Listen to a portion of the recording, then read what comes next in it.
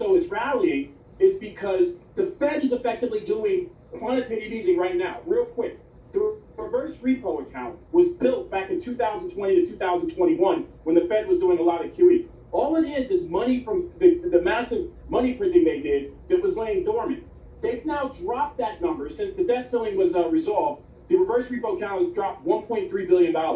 That is why crypto is going up. It's because the Fed is de facto doing quantitative easing right now. But it's not just crypto, it's stocks, etc. But overall, crypto is a Ponzi, in our view. Kavito.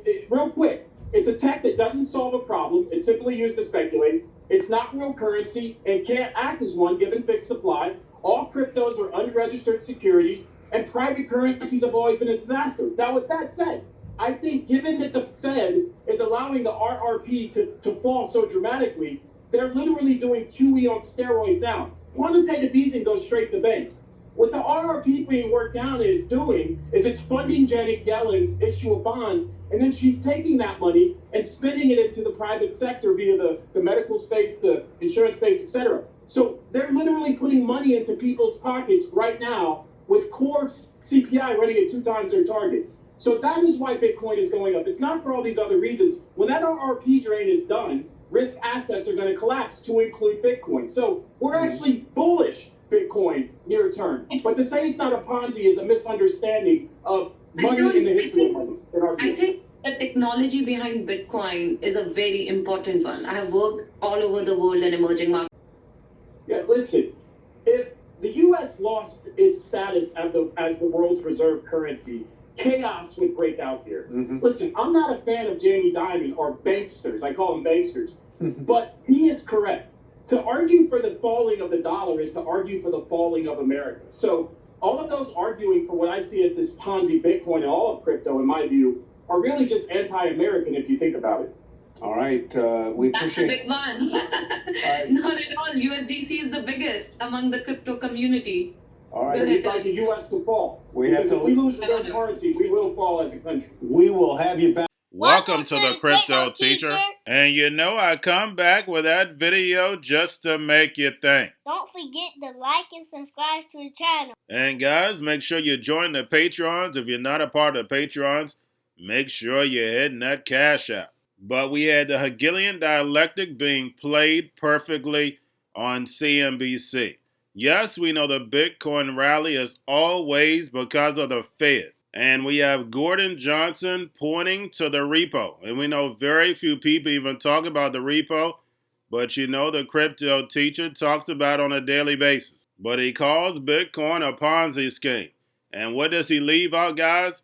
That's right, the fourth industrial revolution.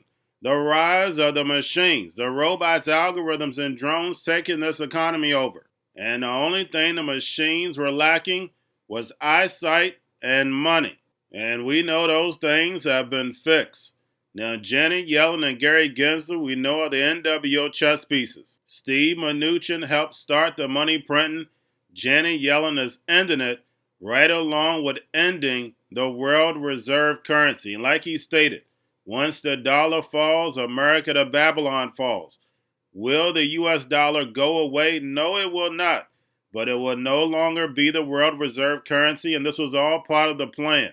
And that's what he leaves out. We're going to have the rise of the emerging markets led by China, that digital yuan backed by that digital SDR.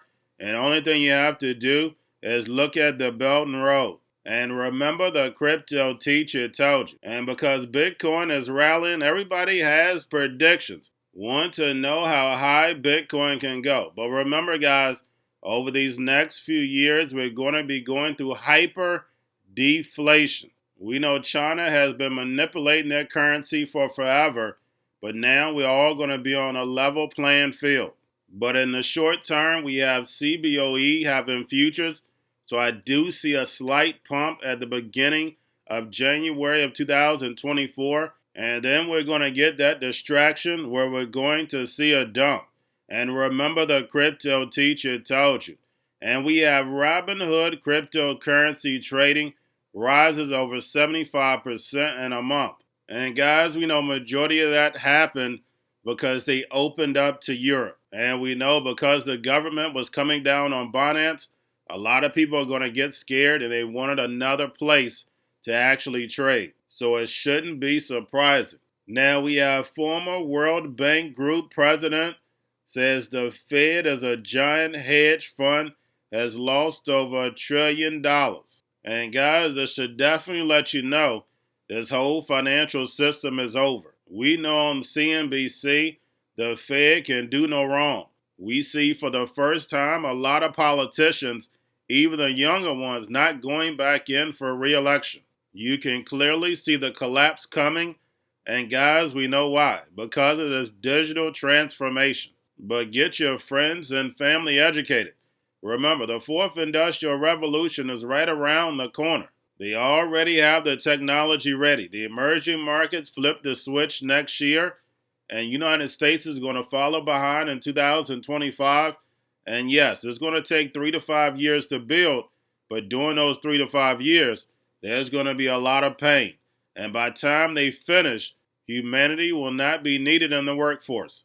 And remember, the crypto teacher told you, because he knows when it comes to the NWO, it's all planned out. You have a wonderful day. If you were really saying this is way too, now it's 42. You got to eventually throw in the towel. What number where you'll say I believe in it?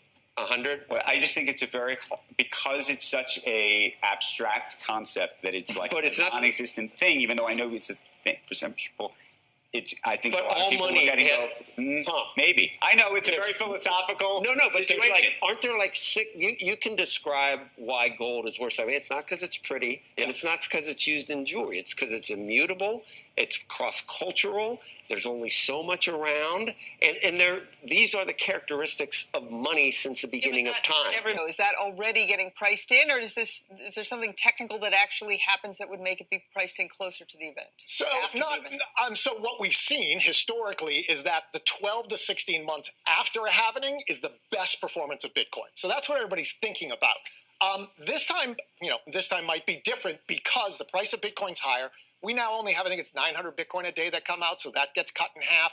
It's not a lot of Bitcoin, but what it does do is it makes Bitcoin more scarce than gold. So for the first time in history, you have an asset that is more scarce than gold. In what way more scarce? Let's call it a stock-to-flow ratio. So the amount of Bitcoin mined every year divided by the amount outstanding, same with gold. And now there'll be, quote-unquote, less Bitcoin than gold mined on a relative basis. 75% in a month? Off air, we were talking about sort of what's going on with crypto, what you're seeing. I mean, it's been a huge move, but it's also in terms of just straight volume, it's a huge situation. What do you think is happening? I think there's a couple of things. I think a lot of people have forgotten that Robinhood is a major player in the cryptocurrency industry. We do a lot of things. We've obviously done a lot with retirement. We've rolled out 24-hour market for equities. But along this time, we've had a crypto team that's been innovating, that's been building stuff. And our approach with crypto is to make it very clear to customers that they're getting a great deal on their crypto in Robinhood. And so we've done a lot of work clarifying how good our spread is, communicating that to customers. And we've seen our market share grow. And I think that now you're starting to notice it as the overall market is growing. And I think we can talk about what's driving that.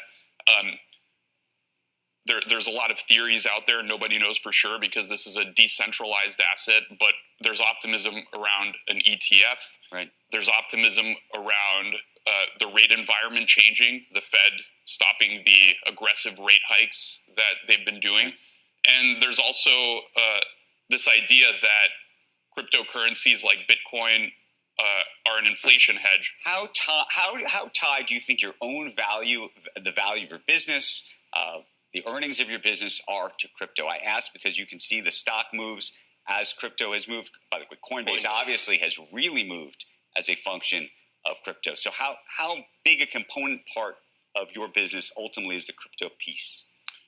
Well, our business is much more diversified than sort of the pure crypto companies. So I think we benefit from the crypto markets going up, but also there's certain things that Robinhood has that crypto companies that are only doing crypto don't. One example is 24-hour market, and we added over 100 new symbols. We're up to over 200 now. And you saw this last Sunday when Bitcoin crossed 40,000. The Twitter was, or X, I should say, flooded with Robinhood screenshots because people wanted to compare what's happening with Bitcoin to what's happening with the crypto and blockchain stocks. And Robinhood became the first and really the only place where you can actually not just see overnight trading of these equities, but actually transact in them. But, you know, the Fed basically has become now just a giant hedge fund. It's lost $1 trillion, you know, and counting. It's going to be a gigantic loss. What it does is borrows money at 5.4% from banks and then dumps it into government bonds. So think what that trade does. That causes the government to think that it's better off than it is. And so that encouraged the government to be short when rates were zero. So why did the government, borrow so much in T-bills? Well, because the Fed was buying the bonds and it made it look like yields were going to stay low for remember the low for long phrase. So we've got these multiple problems that are going on, and it endangers the dollar. So that's the basic case. Instead of the Fed having such large balances, wouldn't the private sector be starting businesses and risking capital and bringing returns and adding to growth? Wouldn't all that money be better if it wasn't with the Fed? That's right, and we're depending on private equity. So as the banks get squeezed out, because they're lending so much to the Fed, it's literally a floating rate loan from banks to the Federal Reserve so it can buy government bonds. So if that were freed up, that would allow the banks to at least consider a small business loan, an inventory loan, the kinds of things that help the economy grow. Going to a different economy, and we're going to be learning more about that as we go. But clearly, we're learning that things can be done from remote locations. We're learning that technology can replace people even more than we thought. We're not going back to the same economy. We're recovering, but to a different economy, and it'll be one that is more leveraged to technology. And I worry that is going to make it even more difficult than it was for many workers. In Silicon Valley, and my friends who work in technology know that what we did to the manufacturing workers, we are now going to do to the retail workers, the call center workers, the fast food workers, the truck drivers, and then even bookkeepers, accountants, insurance agents, lawyers, and on through the economy. So what happened to the manufacturing workers is a very clear sign. And so we'll import Chinese-based CBDC technology. So it's going to be CBDC in a box provided to you by the People's Bank of China.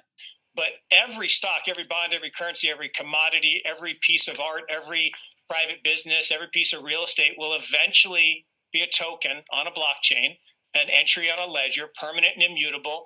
We will have truth instead of trust, and we will save over $7 trillion a year. 6 to 8% of global GDP is wasted by the friction of the trust industry that's necessary when you have dual entry accounting. With triple entry accounting, which is what a blockchain is, we get rid of all of that friction. It's a beautiful future. Like what you see in China and their social credit scoring systems, right?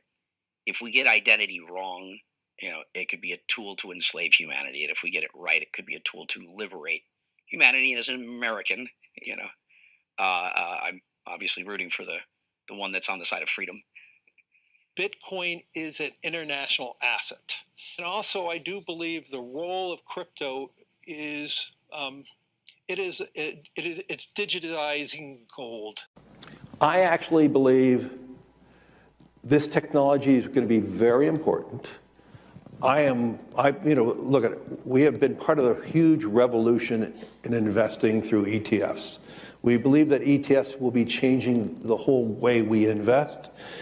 Many people still use it as a means, people are investing it for indexing. No, the majority of people who are putting money in an ETFs are active investors that are buying exposure. The entire bond market is being transformed as we talk right now.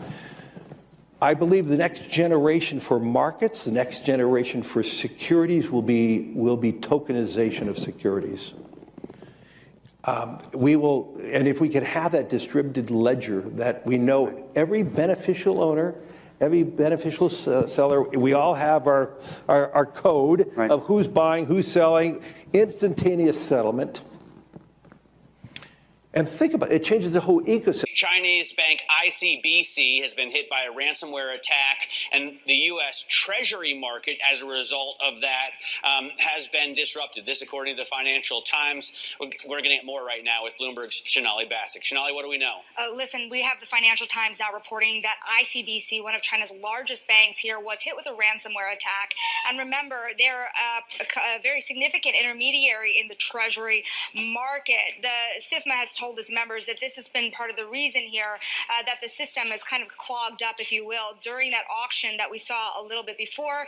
The attack had prevented ICBC, according to the Financial Times, from settling Treasury trades on behalf of other market participants. A large executive at a major bank also telling the paper that such a large party on the fixed income clearing corp creates major concerns, potentially impacting the liquidity of Treasury markets. Now, it was not just a poor auction. It was absolutely lousy, and you know, when the dealers have to step in to save a Treasury auction, that's a rare occurrence. And Cryptoteacher and the new World Order book, plus the 3 kids books, It's Time to Re-Educate. Also, if new to cryptos, Coinbase, Bitrue, Binance, do not forget book links and crypto links are in the description. The stock channel, guys. Don't forget to go like, subscribe, spread everywhere. You have your Kobo, your chip stocks, your banking, your gaming. While everybody's sitting at home, get on stocks, the Seaver, the biotech stocks. And while everybody's at home wishing, they were still getting that free money. What are they doing? Drinking and smoking weed. Don't forget about those stocks, and you have a wonderful day. The most powerful person in the world is the storyteller. The storyteller sets the vision, values, and agenda of an entire generation to come. Steve Jobs. And guys, you know I truly believe in this. When you look at the New World Order, they're the storytellers. And that's the reason why I wrote my New World Order book. But guys, now it's time to change the current generation. And I wrote 3 kids books. You know I love the Trinity because I understand the power that's in it. So I have 3 books. We have an opportunity to change the generation, to educate, not just me, but I want to show you that I take action on a daily basis. And I want you to take action on a daily basis. Whether it's your job, whether it's in your community, we have an opportunity right now to educate the masses. I posted this on my Twitter account. Please share, but this is a short clip of the 3 books. There's going to be a clothing line and action figures. Please get these books for your kids, nephews, cousins, friends, so therefore we can start the re-education now. Because as we see, the 4th Industrial Revolution foundation is definitely here. Robots, algorithms, drones, taking humanity out the picture. We have to re-educate. But let's get into the video. Part 1. King Joshua and Grandma Tam save the village. Part 2. King Joshua and Grandma Tam save New York. Long COVID Stories 3. Part 3. King Joshua and Grandma Tam goes to China. It's mandatory to get part 1, part 2, and part 3 of this series. It's time to re-educate Generation Z.